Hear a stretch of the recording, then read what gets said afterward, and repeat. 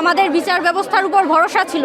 আমরা ভেবেছিলাম যে স্যারের উপর ন্যায় বিচার হবে, আমরা ন্যায় বিচার পাবো, কিন্তু এখন আমরা দেখতেছি যে না, দিন দিন আবু সাইদ হত্যা মামলার যারা সত্যিকার আসামি তাদেরকে ছেড়ে দিয়ে শুধুমাত্র আমাদের সাবেক প্রক্টর, যিনি দায়িত্বে থাকার কারণে তাকে গ্রেফতার করা হয়েছিল শুধুমাত্র তদন্তের সাথে, কিন্তু তাকে এখন মূল অপরাধী বানানো হচ্ছে। এটা তো পুরোপুরি তার প্রতি একদম অন্যায় হচ্ছে। আমরা সেই অন্যায়ের বিরুদ্ধেই এখন অবস্থান করতে চাই।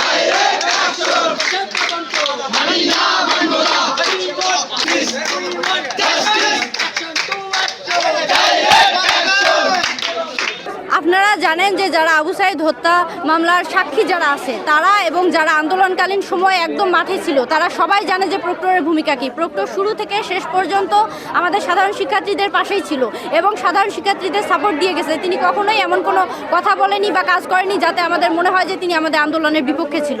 অবশ্যই তিনি আমাদের আন্দোলনের পক্ষে ছিল, কিন্তু তখন আপনারা জানেন যে জুলাই আন্দোলনকালীন সময় কী টাইপের পরিস্থিতি ছিল, যে তখন প্রক্টরের নিয়ন্ত্রণে ছিল না আমাদের বিশ্ববিদ্যালয়ের নিরাপত্তা। প্রক্টোরিয়াল বডি আন্দোলনকে থামায় দেওয়া না, এটা ছিল যে আপনারা জানেন যে 11ই জুলাই এমনও হয়েছিল কিছু কিছু বিশ্ববিদ্যালয়ের গেটের বাইরে বের হলেই তাদেরকে পুলিশ লাঠিপেটা করতো।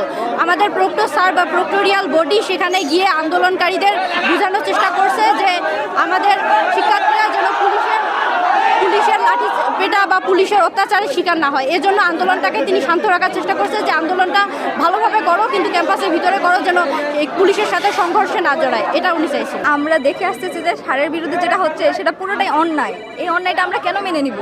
আমরা ছাত্ররা সবসময় সত্যের পক্ষে থাকবো, সেজন্য আজকে আমরা এই রাজপথে। আমাদের এখানে মেইন গেট বন্ধ করে আন্দোলন করার কারণ হচ্ছে আমরা ভিসি স্যারের একটা ফোকাস চাই যে আমরা এখানে আন্দোলন করছি। ভিসি স্যার এখনো কিন্তু টনক নড়েনি। আমরা এখানে যে এতক্ষণ ধরে আন্দোলন করছি, ভিসি স্যার কোনো রেসপন্স পাইনি। ইভেন এখানে শুধু সাংবাদিক ভাইরা ছাড়া আর কাউকে ঢুকতে দেওয়া হচ্ছে না। সে যে প্রক্টরকে পর্যন্ত এখানে ঢুকতে দেওয়া হয়নি এই গেট দিয়ে। আসলে কেন, মানে কি কারণটা কি? কারণটা হচ্ছে আমাদের নিরীহ শিক্ষক শরীফ স্যার, যার বিরুদ্ধে মিথ্যা মামলা দেওয়া হয়েছে। মিথ্যা মামলা বলতে উপযুক্ত, মানে সে তার উপযুক্ত শাস্তি পায়নি, তাকে তার প্রাপ্যর অধিক দেওয়া হয়েছে, যা আমরা সাধারণ শিক্ষার্থীরা মেনে নিতে পারছি না। সেজন্য আমরা আন্দোলন করছি না, আমরা সঠিক তদন্ত চাই। যদি তার বিরুদ্ধে কোনো প্রমাণ থেকে থাকে, যৌক্তিক কোনো প্রমাণ যদি তারা পেশ করতে পারে যে হ্যাঁ তিনি সাবেক প্রক্টর থাকা অবস্থায় এই দায় তার, আমাদেরকে যদি দেখাতে পারে ইন্টারন্যাশনাল ট্রাইব্যুনাল, আমরা সেই বিচার হাসি মুখে মেনে নিব। জুলাই যুদ্ধে আমরাও করেছি, আমরাও চাই যদি কেউ অপরাধী থেকে থাকে তার যেন বিচার হয়। আমরা মোটেও মুক্তির জন্য আন্দোলন করছি না, আমরা কোনো অপরাধীকে মুক্তি দিতে চাই না, কিন্তু কোনো নিরপরাধীকে হত্যাকারী বানায় ফাঁসি দিবে এটাও আমরা দিব না। যে মুরগি চুরি করেছে তাকে মুরগি চোর বলুন, মুরগি চোরকে হত্যাকারী বানানো যাবে না। সুষ্ঠু তদন্ত হোক, সুষ্ঠু তদন্তের ভিত্তিতে যার যতটুকু শাস্তি প্রাপ্য তাকে সেটা দেওয়া হোক।